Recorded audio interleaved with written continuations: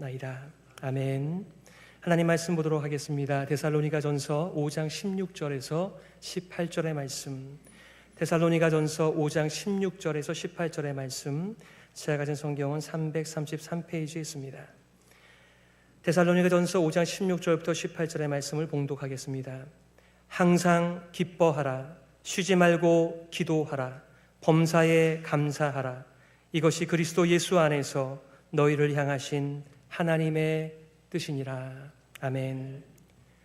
쉬지 말고 기도하라 라고 하는 제목 가지고 말씀 증거하겠습니다. 여러분들은 기도라고 말하면 무엇이 연상되시나요? 또 어떤 분들은 기도에 관하여 기도한다고 뭐가 달라지나요? 라고 말하며 기도 무용론에 대하여 말씀하는 분들도 계시는 것 같습니다. 기도는 예배의 필수 요소 중에 하나입니다. 신앙생활을 잘 하기 위한, 제대로 하기 위한 두 기둥이 있는데 하나는 하나님의 말씀이고 하나는 바로 기도입니다. 심지어 종교는 아편이라고 말하는 무신론자와 공산주의자들까지 한다는 그 기도, 인생의 절벽에서 다 사방이 막혀 있는 때에 하늘을 쳐다보는 기도. 여러분의 요즘의 기도 생활은 어떠하신지요? 우리 오늘의 예배 속에서도 참 많은 기도의 순서가 있습니다. 참회의 기도와 대표의 기도와 봉헌 기도, 설교 전후의 기도와 축도에 이르기까지, 또 우리가 모이는 새벽 기도마다 월, 화, 수, 목, 금, 토 계속해서 우리는 기도하고 있습니다. 월요일에는 교회의 본질, 교회의 존재 이유, 교회의 역할을 위하여 기도합니다. 화요일에는 환우들을 위하여 기도합니다. 수요일에는 선교지와 선교사님들을 위하여 기도합니다. 목요일에는 목회를 하는 모든 분들을 위하여 기도합니다. 금요일에는 비록 우리가 미국 땅에 살아가고 있지만 고국을 위하여 주님의 몸된 교회들이 제대로 서서 올바른 리더십을 발휘할 수 있도록 기도합니다. 토요일에는 그날의 사역과 주일의 1부, 2부, 3부와 모든 예배들을 위하여 간구합니다. 정말 기도가 작동하는 것일까요? 그것을 믿지 못한다면 기도가 얼마나 우스운 시간이며 시간 낭비이겠습니까?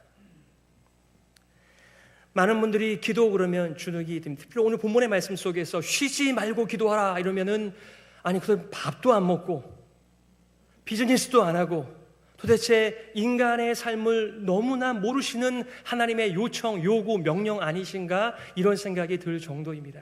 그러니 쉬지 말고 기도하라라고 하는 것은 우리가 문자적으로 먼저 듣는 그런 선입견의 내용이 아님을 당연히 아시겠으나, 오늘 본문의 말씀을 다시 한번 말씀을 통해서 쉬지 말고 기도하라라고 하는 것은 하나님께서 어떻게 우리 보고 살라라고 하는 것일까를 다시 한번 묵상하며 도전받으며 순종하는 시간이 되었으면 좋겠습니다. 오늘 여러분들과 두 가지를 나누려고 합니다. 첫 번째는 하나님의 뜻과 상관없는 기도입니다.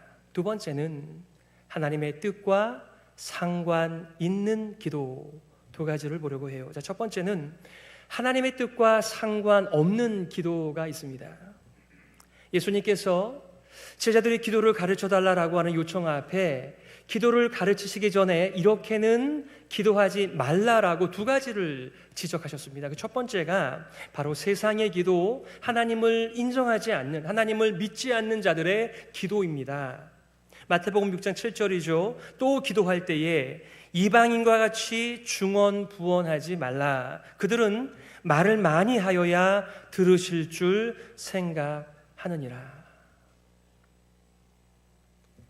여러분, 우상이 무엇입니까? 나무 조각이나 돌 조각이나 금속을 가지고 그 형상을 만든 것입니다. 인간의 욕망이 거기에 담겨져 있습니다. 그래서 선지자들은 눈이 멀고 귀가 먹었다라고 우상을 가리켜 표현하였습니다. 아무리 기도해봐야 듣지 않는다는 것이죠. 얼마나 절박했으면 우리의 기도를 듣지 못하는 대상까지 찾아가 붙들고 기도를 해야만 할까요? 그들이 얻어가는 것은 무엇이었을까요? 구약의 갈멜산에서 유명한 전쟁이 있었습니다. 그것은 영적인 전쟁이었습니다. 바알과 아세라를 섬기는 선지자 850인과 하나님을 섬기는 엘리야 사이의 전쟁이었습니다. 엘리야가 그들을 조롱하였습니다. 너희의 신이 외출한 것은 아닌지 귀가 먹은 것은 아닌지 더 큰 소리로 기도하라고 권유하였습니다. 그들은 자신의 몸을 칼로 찢으며 피를 흘리며 간절하게 열성을 다하여 간구하였지만 응답이 없었습니다. 그 유명한 불로 응답하시는 하나님께서 엘리야의 기도에 응답하셨습니다.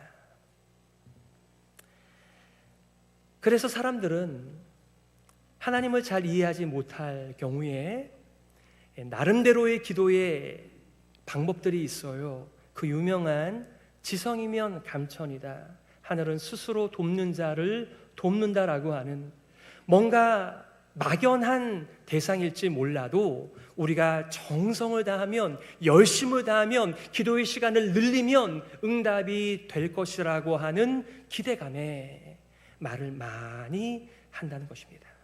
시간을 많이 보낸다는 거죠. 열정을 다한 기도를 올린다는 것입니다. 하늘에 떠 있는 별을 보면서, 혹은 별이 떨어지는 것을 볼 때, 혹은 달을 보면서 많은 사람들이 기도합니다. 특별하게 생긴 나무나 돌의 형상을 보게 되면 또 거기서 기도하는 그런 경건한 사람들이 있습니다. 또한 반면에 예수님께서 이렇게 기도하지 말라라고 하는 대표적인 한 모습은 마태복음 6장 5절의 종교인들의 기도입니다. 또 너희는 기도할 때에 외식하는 자와 같이 하지 말라. 그들은 사람에게 보이려고 회당과 큰 거리 어귀에 서서 기도하기를 좋아하느니라. 유대인들은 사람들이 많이 모이는 곳에서 떠들썩하게 목소리 높여 기도하면서 사람들에게 자신이 하나님을 얼마나 잘 섬기는 자인가, 얼마나 경건한 자인가, 이것을 내세우려고 하는 도구로 기도를 선택했다라고 말을 하고 있습니다. 예수님께서 그들을 가리켜 위선자라고 말하며 외식하는 자들이라고 진단하셨습니다. 예수님은 외식하는 유대인들처럼 기도하지 말고 대신 골방에서 기도하라, 하나님을 만나는 시간이 기도임을 말씀하고 있는 것입니다.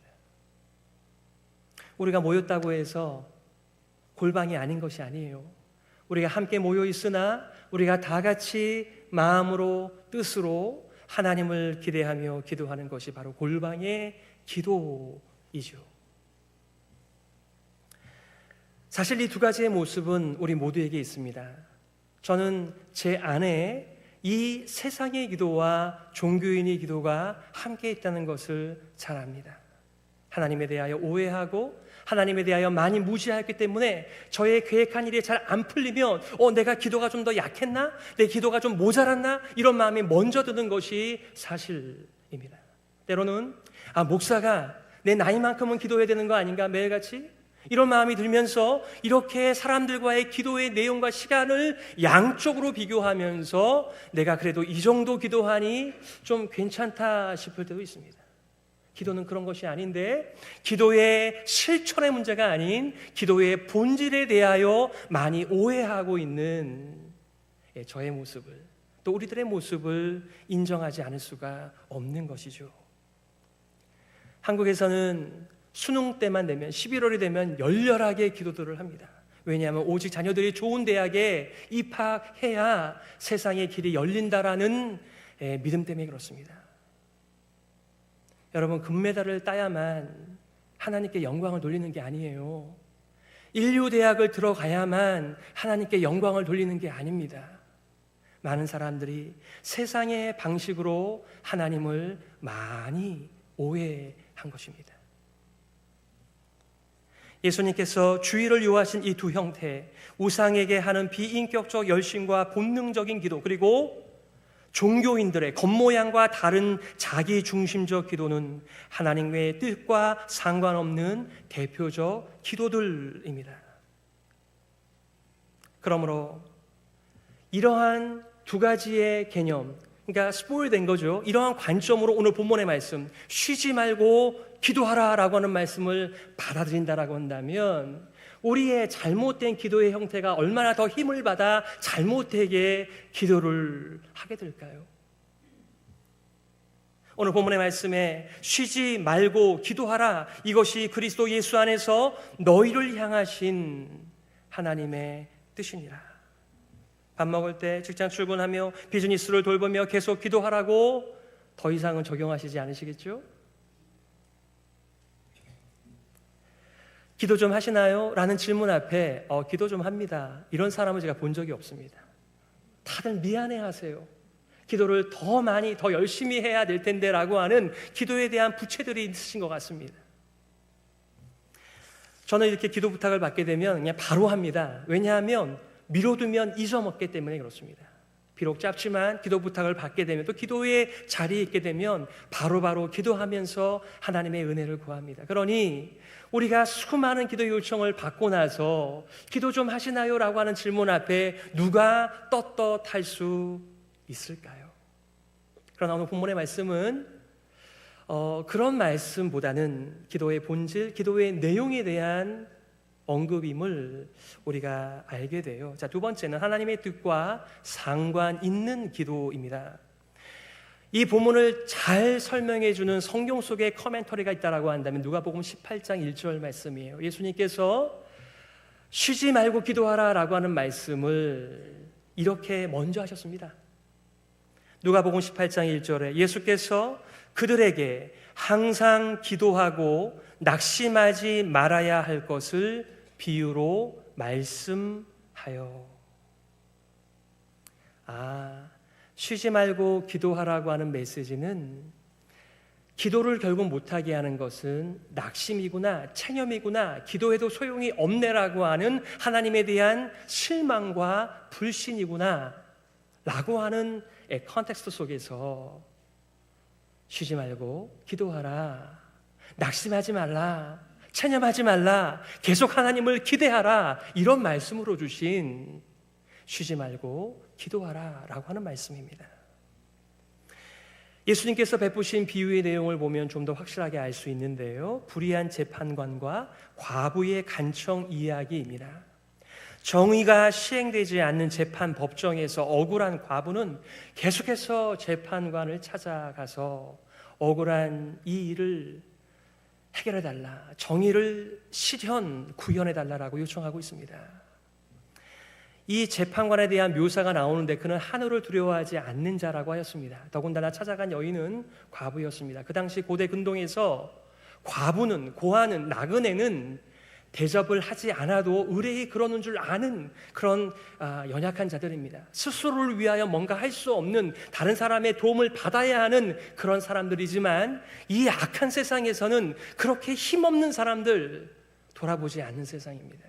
그러니 얼마나 억울했을까요? 그렇지만 이 포인트는 이 불의한 재판장과 의로우신 재판장이신 하나님을 비교한다기보다는 이 과부의 낙심하지 않고 비록 불의하지만 끝까지 찾아가 정의를 실현해달라고 간구하는 그 점에 포인트가 있습니다. 하물며 우리가 인생을 살아가면서 하나님을 인정하지 않는 세상 속에서 살아가는 수많은 어려운 이들 앞에 우리가 잠잠히 있지 않고 하나님의 정의, 하나님께 탄원하는 것이야말로 교회가 쉬지 않고 기도해야 하는 일임을 상기시켜주는 것입니다. 이 말씀을 받고 있는 데살로니가 교회 교인들은 어떠한 상황 가운데 있습니까? 데살로니가도 로마의 특별한 식민지의 도시로서 도시였습니다. 그러니 오늘날 우리가 안고 있는 도시의 문제를 다 안고 있는 그런 도시 속에서 신앙생활을 하는 사람들이었습니다. 더군다나 황제를 숭배하고 있는 그들의 도시 속에서 세상의 황제가 아닌 하늘의 왕을 섬긴다라고 믿음을 지킬 때 그들의 삶은 참 고단한 삶이었을 거예요. 줄을 잘 서야 떡고물이 떨어지는 것 아닌가요? 그런데 하늘에 줄을 대고 있으니 얼마나 답답한 일이 더 많아지겠습니까? 인플레이션 높아가고 이자가 높아가고 경제적으로나 육체적으로나 정말 살 길이 더 막막해져가는 세상입니다. 눈을 조금만 돌려 미국과 한국이 아닌 다른 나라로 돌리게 되면 더 세상은 살만한 곳이 아닙니다. 가만히 보니까 미국과 한국이 비정상이고요, 다른 나라들이 정상이더군요. 우리 미국에서, 한국에서 얼마나 특별한 돌봄을 받으며 얼마나 많은 것을 누리고 살아가는지 모릅니다. 그러니 데살로니가 교인들이 얼마나 어려운 마음이었을까요? 기도를 많이 했을 것입니다. 그러나 그들의 마음 가운데 기도한다고 뭐가 달라지나? 하나님께서 나 같은 연약한 자의 기도를 들으시겠나? 이러한 마음이 왜 안 들었겠어요? 보이는 세상과 들리는 세상과 믿음의 삶이 너무나 다른데 말입니다. 간청의 기도를 통하여 예수님께서는 믿음을 강조하고 있습니다. 누가복음 18장 7절과 8절에 하물며 하나님께서 그 밤낮 부르짖는 택하신 자들의 원한을 풀어주지 아니하시겠느냐? 그들에게 오래 참으시겠느냐? 내가 너희에게 이르노니 속히 그 원한을 풀어주시리라. 그러나 인자가 올 때에 세상에서 믿음을 보겠느냐? 너무 마음이 씁쓸합니다. 하나님께서 하늘의 문을 활짝 여시고 우리 믿음의 사람들, 우리 하나님의 사람들, 그리스도 예수의 제자들은 보이는 것과 들리는 것이 전부가 아닌 믿음의 삶을 살아감에도 불구하고 이러한 선하신 정의의, 평화의, 사랑의 하나님을 신뢰하지 못한 채 낙심이 되어 기도하지 못하는 우리들의 무슨 말입니다.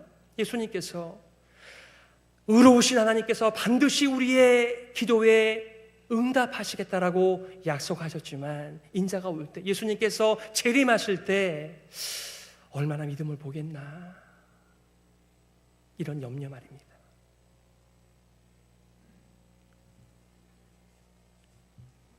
보스턴에 좋은 신학교가 있습니다. 고른 코넬이라고 하는 신학교인데 거기에 교수님이세요. 데이빗 웰스라고 하는 교수님인데 이분께서는 기도를 이렇게 디파인하셨습니다. 기도는 현상에 대한 반역이다. 좀 더 보충하자면 기도는 타락한 세상에 대한 반항이다.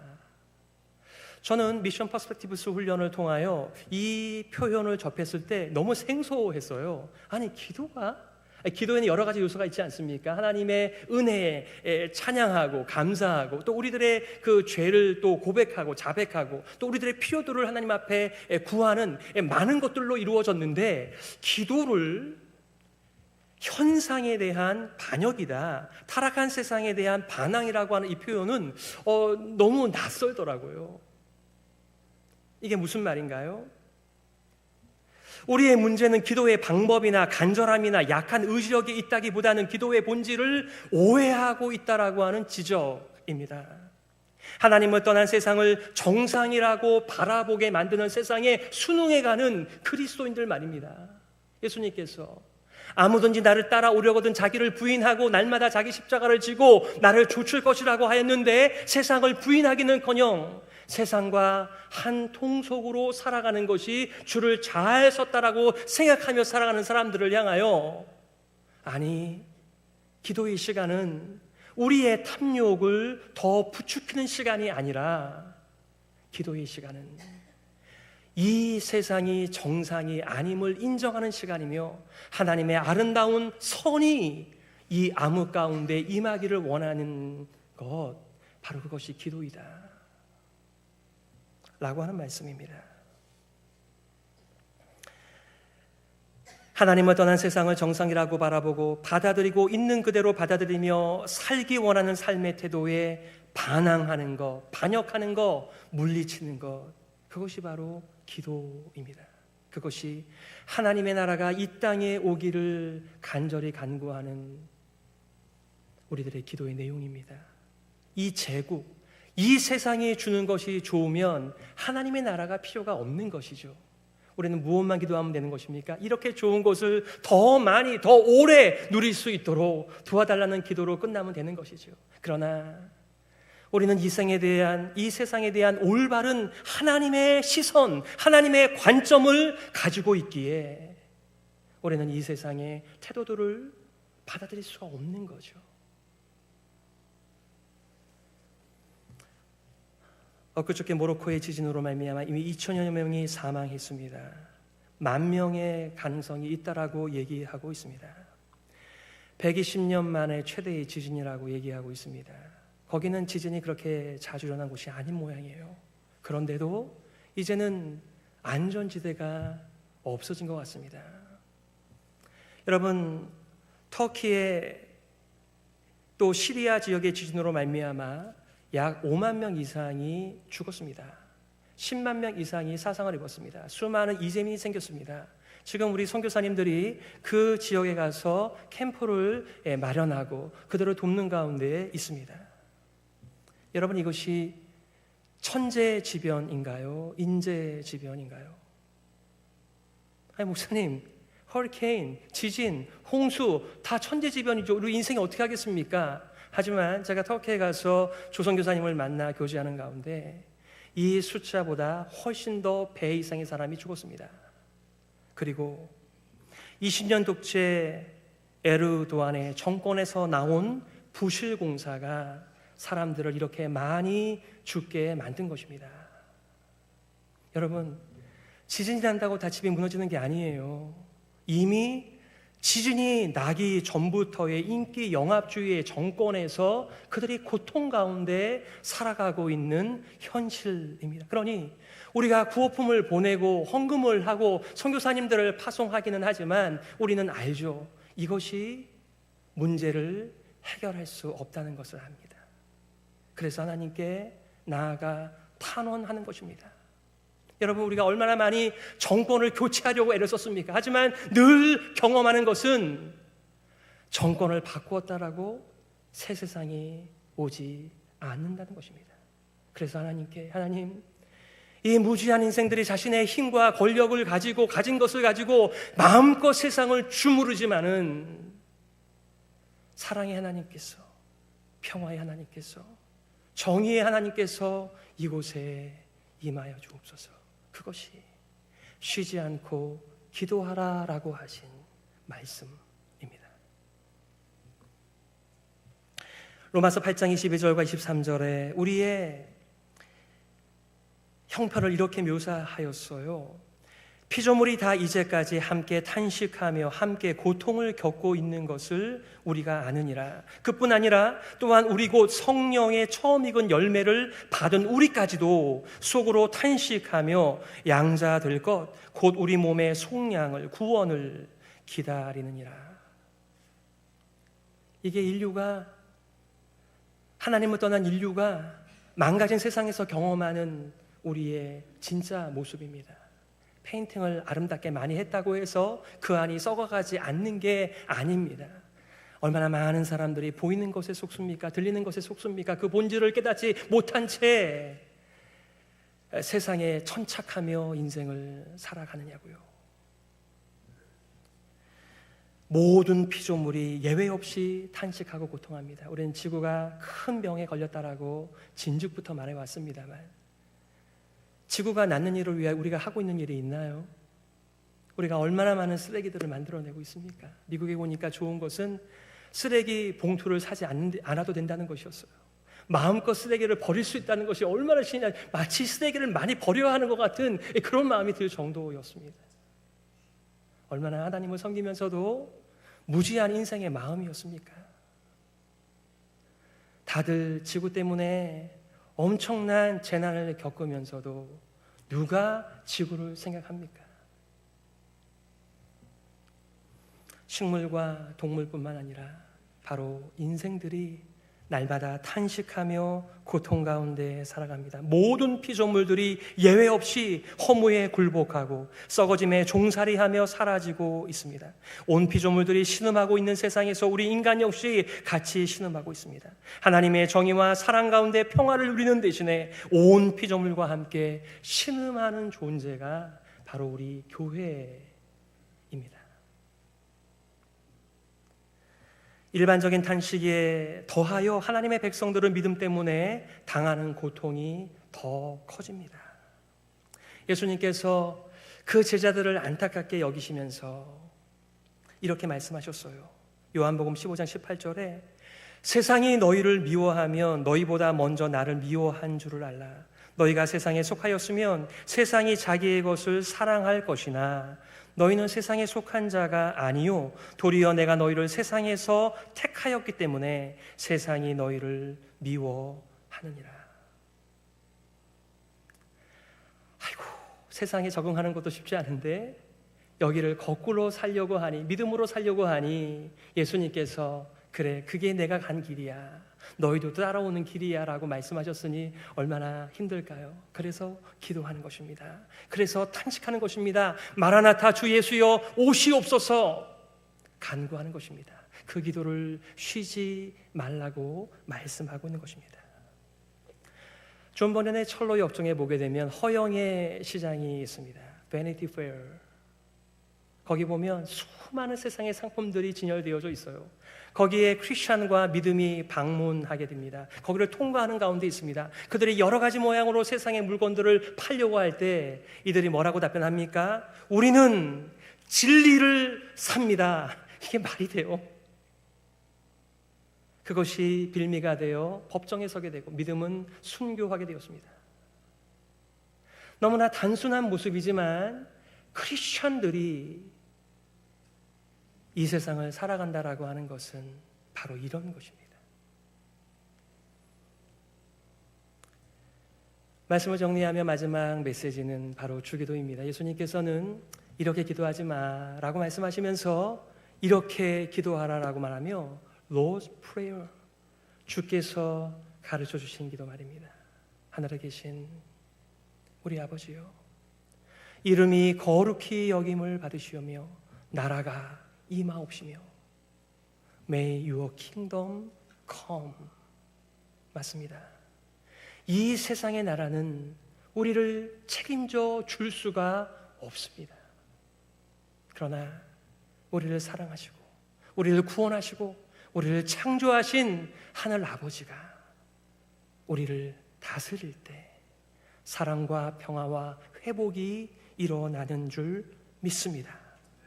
주기도문의 요약으로 알려진 마태복음 6장 33절에 뭐라고 말합니까? 그런즉 너희는 먼저 그의 나라와 그의 의를 구하라. 그리하면 이 모든 것을 너희에게 더하시리라. 하나님께서 이 땅에 오셨는데, 자기 백성 가운데 오셨는데 그들은 똑같이 인생의 세상의 의식주만을 기도하는 사람들이었습니다. 그들을 향하여 공중의 새를 봐라. 창고 없지만 하나님께서 먹이신다. 들의 꽃을 봐라. 길쌈을 하지 않지만 아름다운 옷을 철마다 갈아입는다. 내가 너희들을 이렇게 돌본다라고 말씀하시며 너희는 먼저 그의 나라와 의를 구하라. 그리하면 이 모든 것을 너희에게 더하신다고 약속하셨습니다. 말씀을 정리하겠습니다. 예배는 인생을 올바로 튜닝하는 시간입니다. 튜닝이 안 된 악기와 같이 튜닝이 안 된 삶은 이상한 소리가 납니다. 성도는 기도의 시간을 통하여 하나님의 뜻에 접속이 됩니다. 위대한 영광의 하나님께 반응하는 시간입니다. 기도는 깨어진 세상에 오염되고 고통받는 성도들을 새롭게 회복하시기 위한 하나님의 뜻입니다. 기도의 시간에 우리는 눈을 들어 이렇게 기도하라라고 말씀하신 예수님을 더불어 함께 바라보며 기대합니다. 사랑하는 가족들과 친구들의 기도와 찬양을 들으면서 하나님의 나라가 속히 임하여 악이 물러가고 평화의 나라가 완성되길 간구하는 사람들을 보면서 격려를 받고 세임을 받으며 인내하는 삶을 살아가는 것, 바로 예배 속의 기도입니다. 이것을 쉬지 말고 하라고 말씀하신 거예요. 무엇보다도 기쁨으로 예배드리며 특별히 기도하는 마음으로 성령의 회복을 경험하시는 여러분 모두가 되시기를 예수 그리스도의 이름으로 축복합니다. 아멘.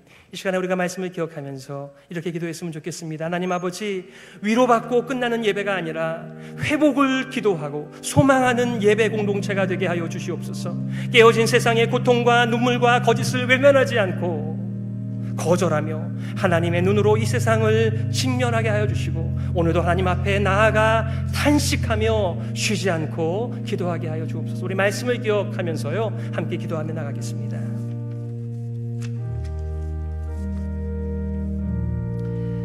오 하나님 아버지, 은혜를 감사합니다.